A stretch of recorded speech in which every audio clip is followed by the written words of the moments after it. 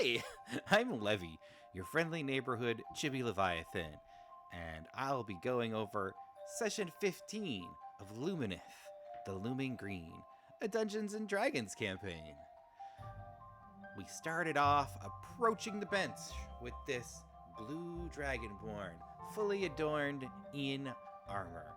At first, our group tried to ignore the fact that he was there, even though some of us recognized him immediately. He, however, did notice us, and our insight passively had alerted us to that fact. So, as awkwardly as possible, we tried to simply walk past him without any interaction. Unfortunately, that plan fell apart because our sorcerer Milton is a little too friendly and went up to the Dragonborn and spoke with him, asked him how he was doing and how he fared, and had a quick little conversation with him, wishing him all the best and safety in his travels. The Dragonborn, in that conversation, kind of alluded to how his path was kind of torn asunder, and he felt a little thrown by the actions of our fighter, Zeke.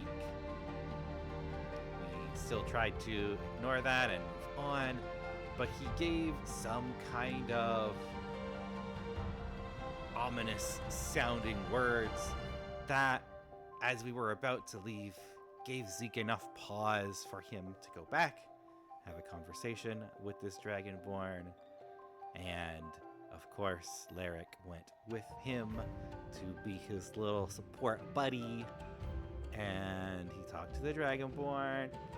and in his own way, he tried to be apologetic, and it was kind of clear that deep down he wanted to apologize. He did feel like he had wronged him, but also his way of interacting with people makes it so that when they question him or have expectations of him being apologetic or remorseful, he really doesn't like to give that to them, and so he struggled with finding the correct words and being polite about how he presented his apology, and so it didn't come off in the most honest or forthright way. It felt kind of sarcastic and insincere. Lyric did try to assure the Dragonborn after the apology from Zeke that Zeke did mean it, that the group is together partially because they've all agreed that they're going to try and do some great things in this world, and that helping Zeke to become a better person will be a part of that journey. The group then kind of wandered off, and the Dragonborn said something again kind of ominous about this whole situation and the Dragonborn and the party perhaps being watched. Something about being watched, which we were unsure what that meant. So we continued on from there, and Zeke at some point felt this strange feeling in his chest, like a handprint on his heart. And we used some detect magic, and we used some comprehend languages, and we used some weird druid hoodoo voodoo that lets you smell spells and their origins. And we found that there is in fact a magic handprint on his chest. We just aren't quite sure where it's from, but from the druid magic, we surmised that it's from potentially some higher force or power, potentially something even more powerful or as powerful as the moon. Remember, our druid Cisco thinks the moon is the most powerful thing in the cosmos. So his view on that might be a little biased. We thought that maybe it was a different moon, like an evil moon, putting a curse on him. We thought that maybe, just like a paladin, he had started making an oath, and maybe he would get some of his own magic from this event.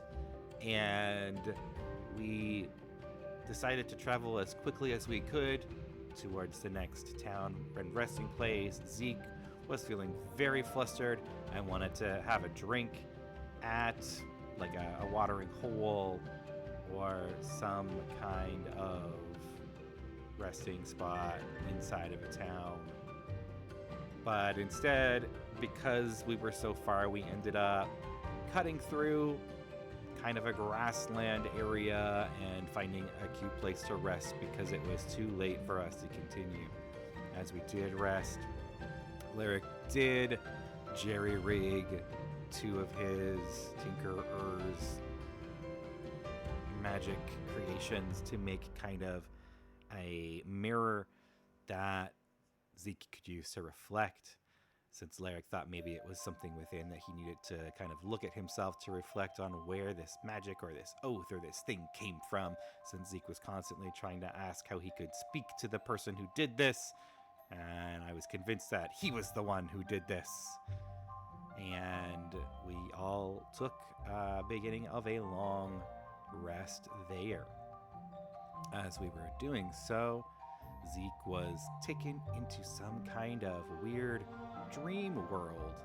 where he experienced what I can only describe as a kind of collective that was talking to him, some kind of panel of elders or beings of cosmic power that were essentially talking at him about the oath that he took not to harm and whether he truly meant it and would accept it, and how if he does, that if he breaks it, it would mean the end of his life in a quick and kind of wrathful way. But somehow Zeke took from that interaction that he was chosen, that he was some kind of chosen one or chosen warrior, and the council did not quite agree on that, and tried to convince him otherwise, but it fell upon deaf ears, as he was now convinced that accepting this pact was accepting that he's the chosen one, and so he took that with him into the waking world, where we had been taking watches on a long rest and were attacked by none other than the Aarakocra, who came at us slinging a lightning bolt from a staff that, thanks to Zeke's and Milton's quick action, was taken from him as he was disarmed, and Milton cloud jumped to pick up the staff off of the ground before the Aarakocra could react again. We then started fighting against him and his strange serpentine burrowing land beasts that each time they went down had this chance of kicking up this kind of dust cloud that spawned these dust bunny creatures that were attacking us. And so it was this kind of large scale battle that took a lot of time for each round because there were way too many creatures, and that takes a lot of time. And so we didn't finish that fight, and we will continue it next time.